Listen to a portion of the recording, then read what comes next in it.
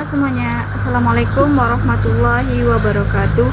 Perkenalkan, nama saya Rona, nomor induk mahasiswa 85651191. Saya berasal dari Universitas Terbuka Pekanbaru dengan jurusan Fakultas Keguruan Ilmu Pendidikan.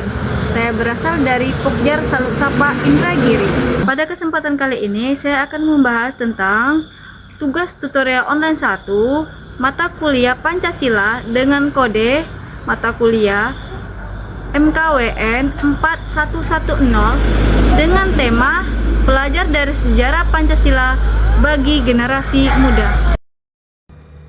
Nah, pelajaran dari sejarah Pancasila bagi generasi muda pada tanggal 1 Juni 1945 dalam sidang Badan Penyelidikan Usaha-Usaha Persiapan Kemerdekaan Indonesia atau disingkat dengan BPUPKI, Insinyur Soekarno menyampaikan pidato yang bersejarah tentang dasar negara Indonesia yang disebut dengan Pancasila. Pidato itu berisi 5 prinsip dasar, yaitu kebangsaan Indonesia, internasionalisme atau pri-kemanusiaan, mufakat atau demokrasi. Nah, sejarah Pancasila, peristiwa ini menjadi tonggak penting lahirnya Pancasila sebagai dasar negara karena menunjukkan semangat persatuan di tengah keberagaman suku, agama, dan golongan. Dari proses panjang itulah kemudian lahir Piagam Jakarta pada 22 Juni 1945 dan akhirnya disahkan secara resmi oleh PPKI pada tanggal 18 Agustus 1945 sebagai dasar negara Indonesia.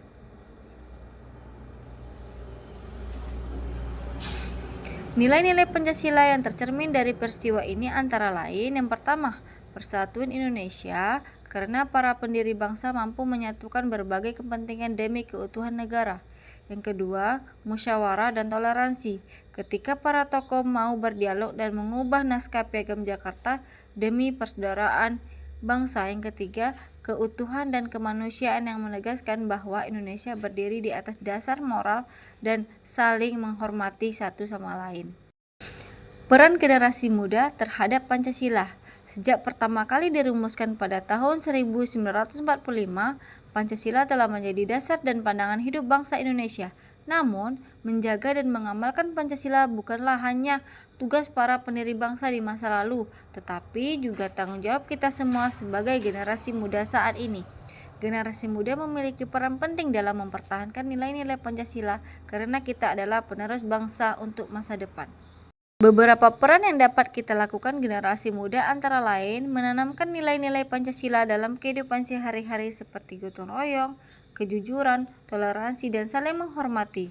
Menjadi agen perubahan positif dengan memanfaatkan teknologi dan media sosial untuk menyebarkan pesan kebangsaan, persatuan, dan semangat cinta tanah air, dan menolak segala bentuk radikalisme atau hoaks dan ujaran kebencian yang dapat memecahkan belah persaudaraan kita.